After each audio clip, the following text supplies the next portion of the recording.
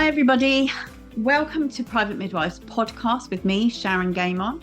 I am a matron here at Private Midwives. I'm also a caseload midwife and carry a caseload of my own along with all the other stuff that I do. Today we are going to be looking at breastfeeding, obviously just off the back of National Breastfeeding Week. We're going to be looking at positive stories, positive breastfeeding stories. And I've today got three guests with me, three mums that have all experienced breastfeeding in different ways and have children that they've breastfed. So today I'm going to actually start with introducing the lovely Kaylee. Kaylee is a gentle sleep coach. She's also a psychosocial expert. Her background is in paediatric medical social work. But more importantly, I'm sure she'll say that she is a mum of two boys. She has Theo, who's 3, and Noah, who's 17 months. Then we have Maria Boyle, who also has two boys. Both were breastfed. She stopped first breastfeeding at 1 year, and she's still feeding her youngest. And then we also have Marguerite. Marguerite is a midwife, an IBCLC and a tongue-tie practitioner. She recently had her third boy. It's all boys today, who's 10 months old. She's still breastfeeding him as well. So welcome, ladies. It's lovely to have you on board. It's lovely to see you all. And let's start with Marguerite. Marguerite, tell us a little bit about your breastfeeding journey to date. Hi, Sharon. Thanks for inviting me. My breastfeeding journey to date has actually been quite wonderful. I mean, I have to say that I was one of those midwives who actually did not think that I would be able to breastfeed, because we do see quite a bit of issues and concerns in our journey. But once I had the baby, actually, I was able to start off breastfeeding right away. I had a home birth with each of them. And other than a few blips with tongue tie, it's been quite an amazing journey. And I am proud to say I've been breastfeeding now almost continuously for 8 years, because I'm also an extended breastfeeder. I breastfed my other two until they were 7 and 5, and only stopped because I was pregnant with this one. And we're now at 10, almost 11 months. So, wow. Yeah, it's been quite good. I know that you, especially Marguerite, have been involved in some movements in terms of like getting breastfeeding out there into the public, getting breastfeeding to be in public accepted.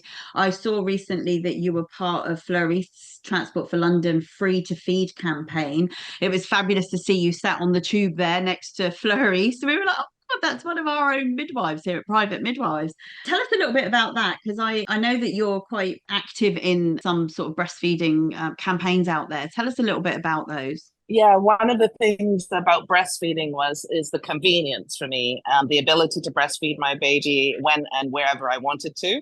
So it's really important for me that women, I know that sometimes they come and they say, oh, I'm worried about when I'm going out. I want to be able to give my baby potentially a bottle to go out. And I say, well, yes, absolutely. We can support you to give a bottle at home and when you're out and about, but you shouldn't feel that you have to give a bottle when you're out and about. That it's absolutely fine to breastfeed in public. We have legal protection to do that wherever we're able to have our babies. We're able to breastfeed them. So being able to show people that. And I was invited to be with Fleur on that campaign to show that you can breastfeed on the tube. And it was a wonderful day meeting up with a lot of other mums who were able to, tell us their little bits of their story in between doing the photos for the breastfeeding on the tube. So that was a great day to be out and about breastfeeding my baby. It's wonderful. The press release for that was just fabulous, and seeing all these mums, with pumps in their bras on one side and baby feeding off the other breast was just a fabulous picture. It's fabulous pictures to see. I know that you're also involved in breastfeeding for Black mothers. Tell us a little bit about that, the stigma or that's surrounding and breastfeeding in general, but I'm presuming with there being a movement that there's obviously more stigmas attached to that. Yeah, no, actually, it's really great. So in 2012, Black Breastfeeding Week was started in the US. I'm not actually from the US, I'm from Barbados, from the Caribbean. But before I had my baby, I didn't realize how difficult it is for women from my background sometimes to breastfeed, and what kind of information we get to breastfeed and what kind of cultural issues we have with breastfeeding. And so one of the things I learned was when they first started Black Breastfeeding Week in the UK in 2013, was that actually a lot of advice we're given culturally is not as supportive of breastfeeding as it should be. For example, a lot of us have sort of historic breastfeeding trauma, which comes from the fact that we were, way back in the past, we were actually breastfeeding our master's children. And so therefore it was really important for us to be able to breastfeed our own children. And our grandparents and our parents still took information from back in that day about how it would be better for us to give other milks to our babies, and especially get them started on feeding other foods earlier on. So 3 and 4 months, as opposed to the 6 months, which has become the more recommended time to start weaning. We weaned our babies really early. So even my parents were like, ooh, when are you going to give your baby other milk? When are you going to give your baby food? All of that thing. And I had to explain to them that that's not necessary. It maybe back in the day it was necessary when we had other priorities, but now we don't have those priorities. And we know the benefits for mom and baby of breastfeeding exclusively until 6 months are there. So being able to push against that cultural bias against early weaning, so that I could breastfeed my babies until 6 months exclusively, was really, really great for me. And then to carry on breastfeeding, and then knowing that actually most women in the UK generally will stop breastfeeding, or only 1% will be breastfeeding after 6 months, and even less in terms of Black women breastfeeding after 6 months. It's quite horrible, the rates in the UK. So the Black Breastfeeding Week is all about encouraging women to extend their journeys if they want to continue to breastfeed up until a year, and then even beyond that. So for me, being able to breastfeed past a year and up until the World Health Organization recommendation of 2 years, and then going into off the deep end and into breastfeeding into toddler and even childhood. Yeah, it's really important to be visible. And like I said, doing that in public as well when needed. It's nothing that you shouldn't be able to do in public. I have had looks, but when you explain to them the benefits, in terms of the benefits for me, in terms of reducing of some cancers, I have a history in my family of cancer of the breast. And so for me, it was really important to know that the longer that I breastfed, the less my risk is of getting cancer. My mother's had cancer twice. When my mother started breastfeeding me at 3 months, my grandmother felt that it was appropriate to say, well, okay, that's enough. As the firstborn child, my mother was like, oh, okay, my mother's saying that's enough breastfeeding. And so she weaned me onto formula. And as we know, there are a lot of formula companies who went into the Caribbean and Africa and encouraged mothers, even up until the 1990s, and even nowadays, actually, to wean their children onto formula, because it was supposed to be marketed as much better for them in terms of nutrition. But we know that that's not so. The nutritional benefits of formula are very good, but we know that breast milk from the mother is the better form of nutrition. And so I'm really happy that I was able to get past that point and to breastfeed my children exclusively for the first 6 months, and that I was able to continue after the first 6 months until a year and beyond that, and getting into feeding toddlers and children. Not something I planned to do, but it just sort of happened, because it was more convenient for me to do that than to use other methods of nutrition at times. It's always available and ready for them. Did you come up against any resistance from your mum during that time? You know, like, did she, because obviously she wouldn't have had an understanding of it, because it wasn't culturally what she'd done, and you probably not what her mother had done. So was there resistance, or was there just, there was support, but after a lot of explanation?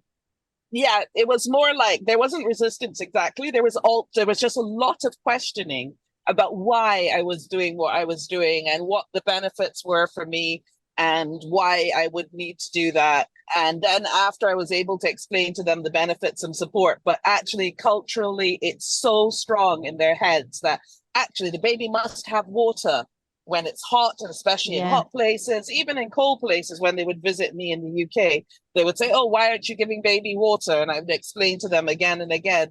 So it's very hard to get away from those cultural biases, even though they wanted to be supportive of me, and they were able to understand what I was doing because I was able to explain to them the benefits for their grandchild.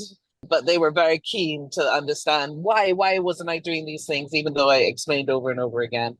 So yeah, there was a little bit of pushback.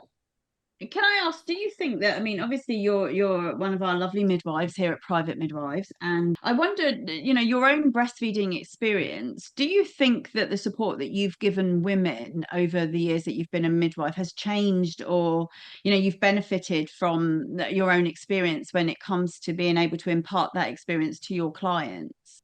Yeah, definitely. I think so. When I came to breastfeeding myself, I would benefit from the fact that I had a very close friend who was able to breastfeed relatively easily, even after a difficult start. And so she was able to breastfeed really well. And so therefore that formed part of my experience in my own breastfeeding journey.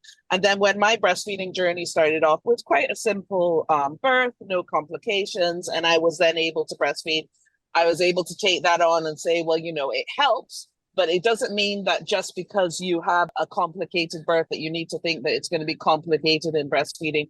I hear a lot nowadays about women coming to me and saying, oh, I'm planning a cesarean section, or if I have a cesarean section, it'll be difficult to breastfeed. And actually I can say, no, that isn't necessarily a thing.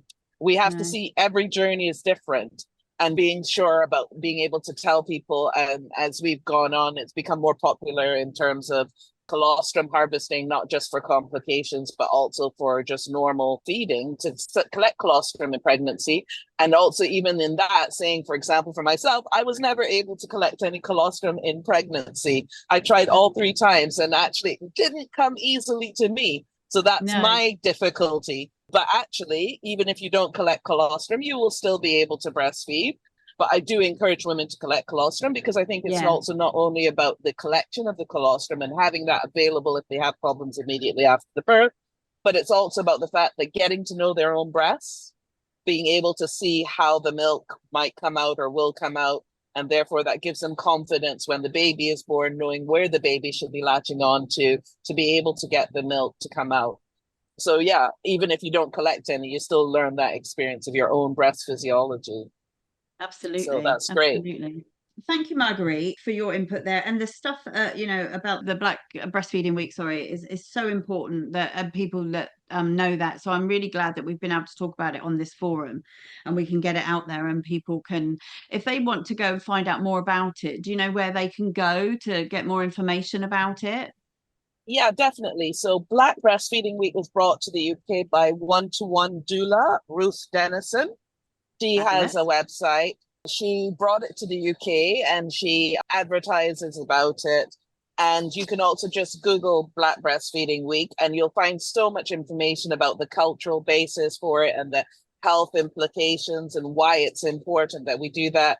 And I also love participating in the British Breastfeeding Week when that happens, and Breastfeeding Month when that happens. It's so great to see other mothers come out and talk about breastfeeding, and yeah, getting involved and showing other mothers, going to groups. One of the things I impress on women is even if your breastfeeding journey is really simple and really no complications, doesn't mean that you shouldn't attend breastfeeding groups, because getting together in a group is really supportive to other mothers and supportive to you and empowers you to feel Yeah, confident in your feeding, even if you absolutely. don't have any conditions or problems. So going to breastfeeding groups really helps, and with you as well. Thank you so much for your input today, Marguerite. I really appreciate it. For all the listeners out there, if you need to have a look at Private Midwives, if you're thinking about looking at our resource page, or having a postnatal package to help, we do intensive breastfeeding packages where a midwife will come in every day for a week, or we just do, your normal postnatal packages, as well as obviously lots of other resources on the website and on our social media. So you can find us at privatemidwives.com for our website. You can find us on all social media platforms. You can hear the podcast obviously on all of the other platforms like Spotify, Amazon Music, that kind of thing. Our Instagram is Private Midwives. I think it's private_midwives actually. And then we are on TikTok as well, where we have some fun little videos and things. So please do go along and have a look. Thank you both, ladies, for and Marguerite, Thank by the way, you. people. Marguerite was on holiday in Greece, and so we've said goodbye a little bit earlier to Marguerite, and thank her so much also for bringing such a wonderful insight into Black breastfeeding, breastfeeding for Black mothers, and also the Transport for London free to feed campaign. So thank you all for coming along today. It's been fabulous having a chat. I know that hopefully when we do our next positive birth one, that I'm hoping to be able to entice both Kaylee and Maria back to talk about their positive birth story. So you may hear from them again, everybody's. But for now, thank you very much. Bye.